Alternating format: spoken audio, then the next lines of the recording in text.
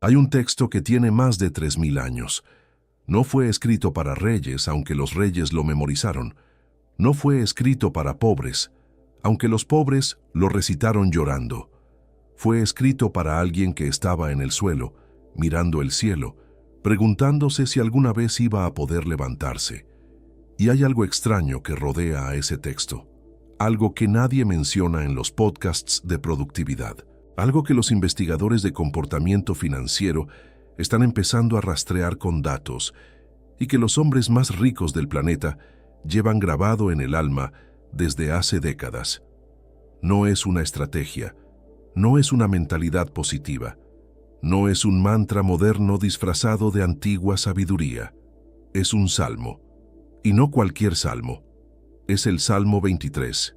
Sí, ese que escuchaste en un funeral, ese que tu abuela tenía enmarcado en la sala, ese que probablemente memorizaste en la infancia y dejaste en algún cajón del alma sin abrirlo nunca más. Pero antes de que tu mente lo descarte porque ya lo conoces, necesito que lo veas por primera vez. Porque lo que yo te voy a mostrar hoy no es el salmo religioso que te enseñaron en la escuela. Es el mapa psicológico más poderoso que existe para romper con la escasez, el miedo y la parálisis interna. Y si tú eres de los que creen que la espiritualidad y el dinero son mundos opuestos, este video va a incomodarte. Y eso está bien. La incomodidad muchas veces es la puerta. El Salmo 23 fue escrito por David, y antes de ser rey, David fue pastor, un chico que pasaba los días solo en el campo, cuidando ovejas, durmiendo bajo las estrellas, lidiando con lobos, con tormentas, con el silencio absoluto de no saber si mañana iba a haber comida. No era rico, no tenía nombre, no tenía conexiones, tenía una onda, una fe imposible de explicar y una relación con algo más grande que él. Y de esa vida, de esa soledad, de esa lucha diaria con la escasez, nació uno de los textos más citados, más tatuados, más enmarcados de la historia humana. Pero aquí está lo que nadie te explica. El Salmo 23 no es una oración de resignación. Es exactamente lo contrario. Es un texto de acción psicológica. Es una arquitectura mental que lleva al ser humano desde el miedo hasta la abundancia, paso a paso, frase a frase. Y los billonarios lo saben. Cuando digo que aparece en la billetera de 7 de los 10 hombres más ricos del mundo, no lo digo como metáfora bonita. Lo digo porque hay registros, hay entrevistas, hay autobiografías, hay esa clase de confesiones que los hombres hacen cuando ya no tienen nada que demostrar. Warren Buffett citó este salmo al hablar sobre cómo maneja el miedo durante las crisis del mercado. No como ejercicio religioso, como ancla mental. Oprah Winfrey lo tiene enmarcado en su estudio personal. No para decorar, para recordar. En las memorias de varios empresarios latinoamericanos que pasaron de no tener nada a construir imperios, el Salmo 23 aparece como el texto al que volvían en los momentos más oscuros. ¿Qué tiene ese salmo que no tienen los libros de autoayuda, los cursos de mentalidad o los coaches de abundancia? Voy a darte la respuesta. Pero primero necesito contarte algo sobre las ovejas. Hay algo que la mayoría de la gente no sabe sobre la biología de las ovejas. Son animales que no pueden descansar si sienten peligro. Su sistema nervioso no les permite echarse si hay una amenaza cerca, si tienen hambre o si hay conflicto dentro del rebaño. Solo cuando el pastor garantiza seguridad, comida y paz, las ovejas pueden descansar. David conocía esto, lo vivía todos los días, y cuando escribió «El Señor es mi pastor, nada me faltará», no estaba hablando de religión solamente, estaba describiendo un estado psicológico específico. Estaba diciendo, cuando confío en algo más grande que mi propio miedo, puedo descansar. Puedo pensar con claridad. Puedo actuar desde la abundancia, no desde el pánico. Y aquí está el primer gran secreto que nadie te enseñó. Las decisiones financieras más destructivas de la historia no fueron tomadas por gente ignorante. Fueron tomadas por gente inteligente que estaba asustada. El miedo contrae el cerebro. Literalmente, cuando una persona opera desde el miedo crónico, su córtex prefrontal se apaga y toma el control el cerebro reptiliano, el cerebro de la supervivencia inmediata. ¿Y qué hace ese cerebro con el dinero?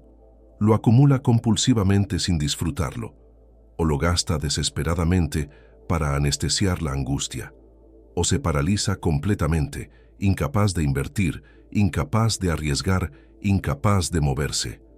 ¿Te suena conocido? Es la condición humana operando sin el antídoto correcto. Y el Salmo 23 es ese antídoto. No porque sea magia, sino porque es ingeniería psicológica de la más alta precisión, encapsulada en 14 versos que tu mente puede recordar incluso en el momento más oscuro. Vamos frase a frase. El Señor es mi pastor, nada me faltará. Esta primera línea es la más mal interpretada de todo el texto. La mayoría la lee como rendición pasiva, como si dijera, yo no hago nada, Dios lo hace todo. Eso no es lo que dice. En hebreo antiguo, la palabra que se traduce como pastor viene de una raíz que significa guiar con propósito. No es un pastor que carga las ovejas en brazos, es un pastor que conoce el terreno, que va adelante y señala el camino. La oveja todavía camina, pero no camina sola y a ciegas. Nada me faltará no es una promesa de riqueza instantánea, es una declaración de postura interna, es decir, opero desde la suficiencia, no desde el déficit. No negocio desde la desesperación. No vendo mis ideas por nada porque no creo que merezca más. ¿Sabes cuánto dinero se pierde cada año por personas que negocian desde la desesperación? Que aceptan contratos injustos porque sienten que es lo único que tienen. La primera línea del Salmo 23 es un reencuadre cognitivo, una reprogramación de la postura desde la que operates. En lugares de delicados pastos me hará descansar. Los pastos delicados, en el contexto hebreo, no eran paisajes de postal, eran los lugares donde el suelo guardaba nutrición, donde las condiciones eran óptimas para el crecimiento real. Y descansar aquí no significa inactividad, significa establecerse con intención, como cuando un árbol echa raíces. No se mueve con cada viento, se establece en el lugar donde puede crecer. ¿Cuántas personas conoces que viven en agitación financiera permanente, que saltan de oportunidad en oportunidad? Hoy la criptomoneda, mañana el dropshipping, pasado mañana la franquicia de jugos verdes. Nunca se establecen, nunca echan raíces, siempre corriendo y siempre en el mismo lugar. Los grandes patrimonios del mundo no se construyeron con velocidad, se construyeron con profundidad, con consistencia, con la capacidad de quedarse en el lugar correcto el tiempo suficiente para que el árbol diera fruto. Si en este momento tu vida parece un incendio que apagar cada día, no es porque te falte información, es porque te falta el pasto verde. Y si reconoces en ti ese patrón de agitación constante, comenta aquí abajo, necesito mis pastos verdes. Junto a aguas de reposo me pastoreará. Las aguas tranquilas son aburridas. Son el ahorro mensual que nadie celebra en redes sociales. Son la inversión paciente que no da like porque los resultados se ven en 15 años. Pero el problema es que vivimos en una cultura que glamuriza el torrente violento. El empresario que lo apostó todo y ganó. La historia viral del que empezó desde cero y en 3 años tenía un yate. Lo que no te muestran son las 100 historias detrás de esa. Las personas que lo apostaron todo y perdieron todo. ¿Cuántos se han ahogado financieramente por meterse en corrientes demasiado rápidas para ellos? No te digo que no crezcas rápido, te digo que conozcas tus aguas. Confortará mi alma. Esta es la frase más ignorada del Salmo y posiblemente la más importante.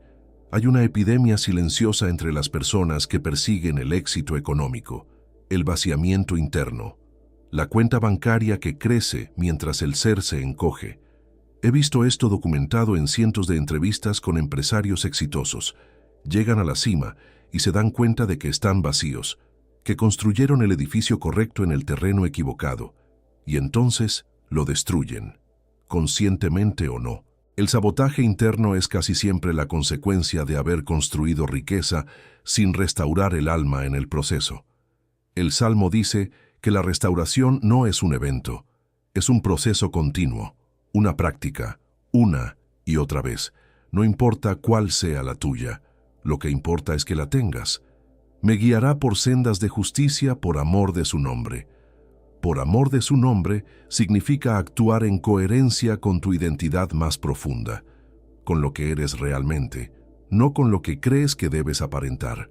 Uno de los patrones más estudiados en psicología financiera es la disonancia identitaria. Las personas que dicen, quiero ser libre financieramente, pero gastan impulsivamente para aparentar un estatus que no tienen.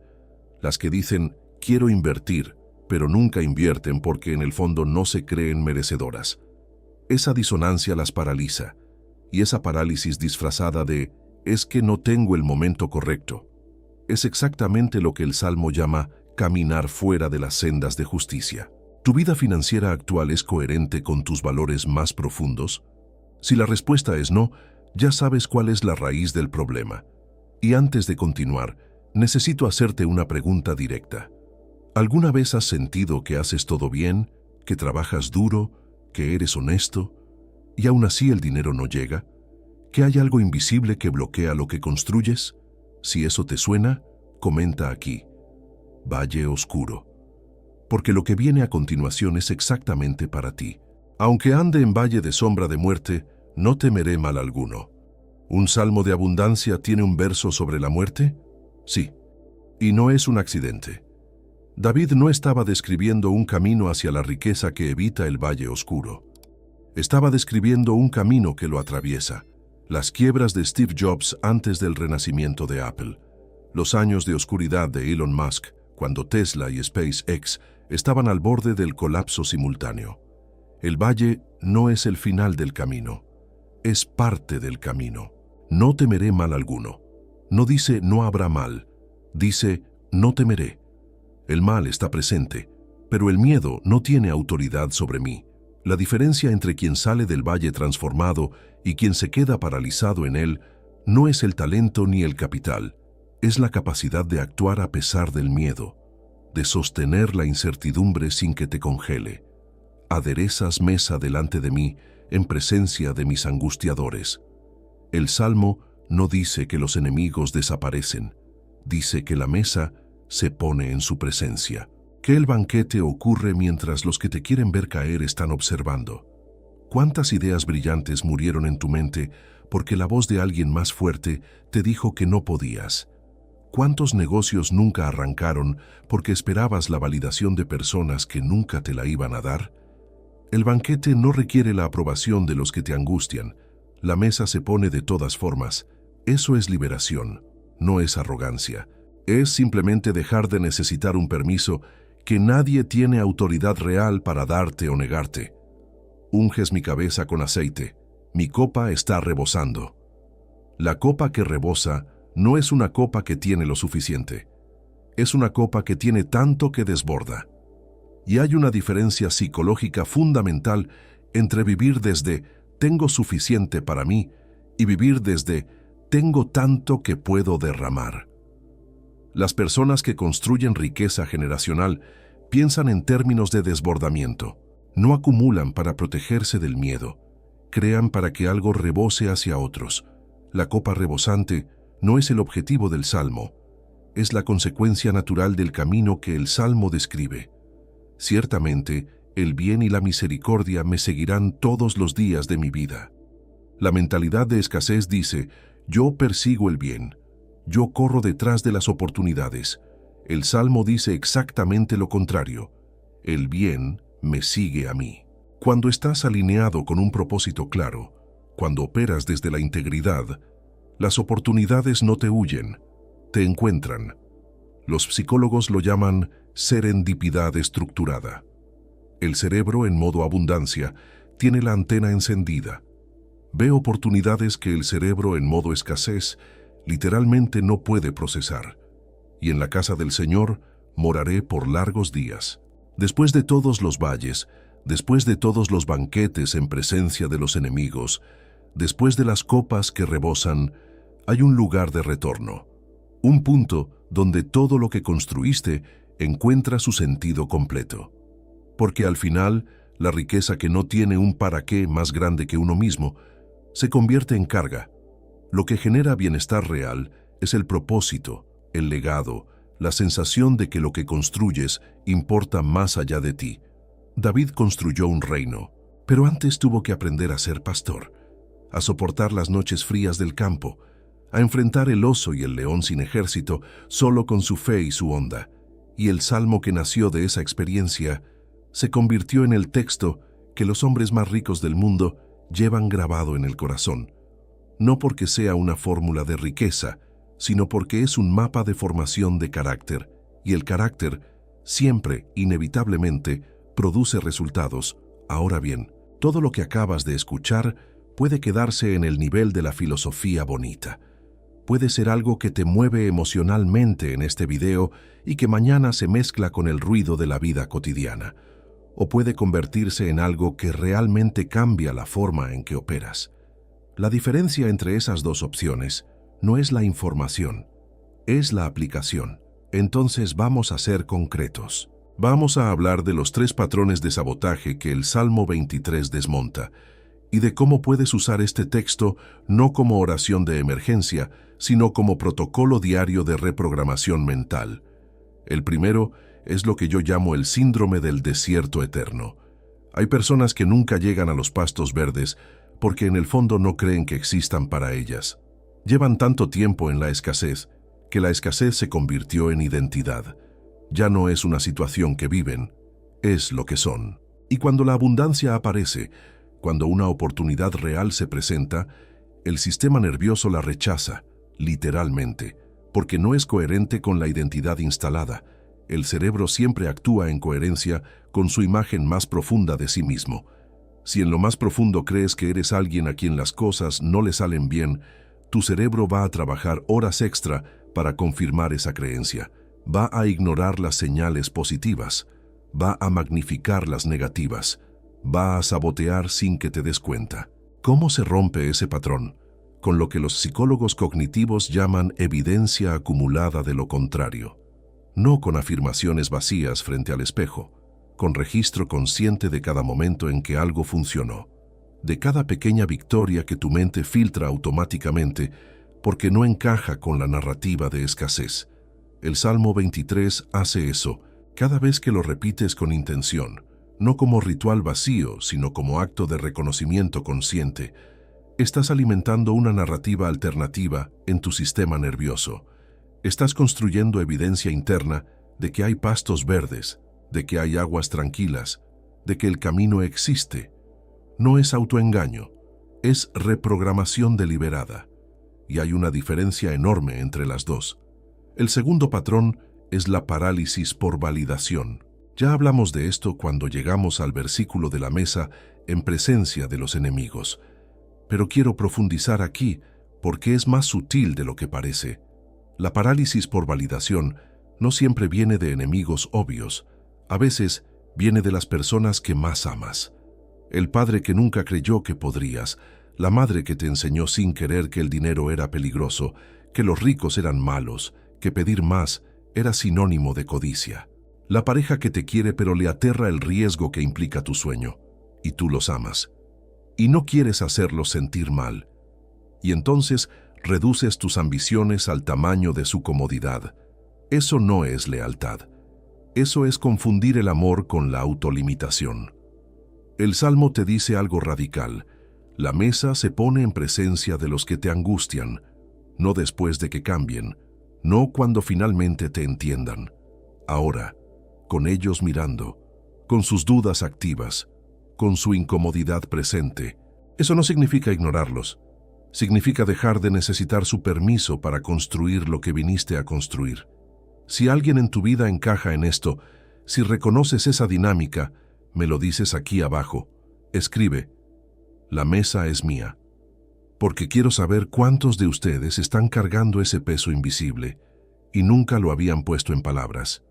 El tercer patrón es lo que yo llamo la trampa del valle sin propósito. El valle es inevitable. Ya lo dijimos. No existe camino a la riqueza real que no pase por el valle oscuro. La pregunta no es si vas a entrar al valle. La pregunta es ¿con qué lo vas a atravesar? Hay personas que entran al valle con miedo y salen con trauma. Hay personas que entran al valle con propósito y salen con carácter. La diferencia no es la profundidad del valle, es el marco desde el que lo viven. Cuando el valle tiene significado, cuando hay un para qué más grande que el dolor inmediato, el cerebro lo procesa de manera radicalmente diferente. Los estudios sobre resiliencia postraumática son consistentes. Las personas que encuentran sentido en la adversidad no solo la sobreviven mejor, sino que emergen con capacidades que no tenían antes. Viktor Frankl lo documentó desde el lugar más oscuro que un ser humano puede habitar. Si había sentido en los campos de concentración, hay sentido en tu valle financiero. No te digo que el dolor no sea real. Te digo que el dolor sin propósito destruye. El dolor con propósito transforma. ¿Cuál es tu propósito en el valle en el que estás hoy? Si no tienes respuesta clara para esa pregunta, eso es lo primero que necesitas trabajar. Antes de la estrategia financiera, antes del plan de inversión, antes de cualquier táctica, el propósito es el mapa. Sin mapa, cualquier camino lleva al mismo lugar. Ningún lugar. Ahora, antes de cerrar, quiero darte algo concreto que puedes hacer hoy. No mañana. Hoy.